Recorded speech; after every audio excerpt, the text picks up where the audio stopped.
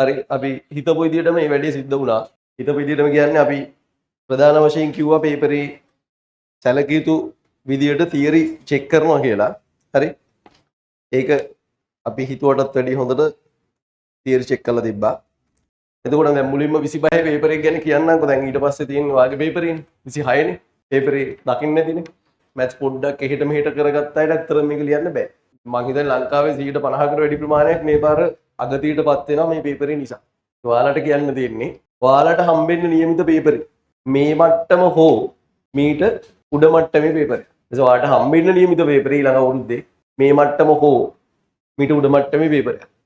ඒ නිසා මේ පේපරේ ගැන කියනවා 25 පේපරේ ගැන කියනවා ඇත්තටම හොඳ පේපර් එකක්. ඒවා කලින් අවුරුදු වලට සාපේක්ෂව හරි PO papers ගත්තාම මේ පේපරේ ඉතාලම හොඳ මට්ටමේ පේපර් එක. අපි කැමතියි මේ පේපරේට. ඒකට ඔයාලා කැමති නැතුව ඇති. ඔයාලා විතරක් නෙවෙයි සමහර ගුරුවරුත් මේකට කැමති නැතුව ඇති. මොකද මේ ලෙවල් එකට උගන්වන්න ඇත්තටම හොඳ ගුරුවරයෙක් වෙන්න ඕන. මොකද මේකේ තනිකර තියෙන්නේ එක තියරි එක අදාළ මොකක් හරි එක ගානක් වටේට අනිත් තියරිත් ලින්ක් වෙනවා. උදාහරණයක් විදිහට ධනජ ශ්‍රිත කොටසක් දාලා තියෙන ප්‍රස්තාර කෑල්ල. උතන තියෙනවා ප්‍රස්තාර නිකන් ඉන්නකම කරලා බලන්න. හරි. එක්කෙනෙක් දෙන්නේ කරලත් එව්වා මට. හරි. ඔයාලගේ බැච් එකේම මේකේ මේ දෙක ඡේදන ලක්ෂ දෙක අතර තිරස් දුර කියන එකේදී මේ දෙක සමාන කරලා වර්ග සමීකරණයක් කරගෙන ඒකේ මූල අතර වෙනස ගන්න වෙනවා. ඒකට වර්ග සමීකරණත් සෙට් වෙනවා. සාම්ප්‍රදායිකව හිතන්න බෑ මේකර. මැත්ස් තියෙනවා ඔළුවේ.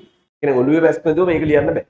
ඒ නිසා වැඩ නොකර අධ්‍යයනය නොකර ඒ අධ්‍යයනය කරපු දේවල් හරියට භාවිතා නොකර ඔයාලට 26 විභාගෙ ලියලා පාස් වෙන්නවත් බැරි වෙයි. පාස් වෙන්න ලකුණු 35ක් ගන්න එපේ. 35 ගන්න එකත් ඇත්තටම අමාරු තැනකදී. ඒ නිසා කරුණාකරලා පේපර් ක්ලාස් එන්න පාස් පේපර්ස් ටික පිළිවෙලට කරන්න. භාග කොට කරන්න එපා. ඊයේ රෑ ලිව්වේ අද පාන්දර ලිව්වේ කියන්න එපා. පිළිවෙලට ඒ තමන් කරන වතාවත් ටික කරන්න. එහෙම කරොත් ඔයාලට 26 පේපරේ හරියට කරගන්න පුළුවන්. සංයුක්ත ගණිතයේ ප්‍රමිතියේ නිර්මිතය යස සෙනරත්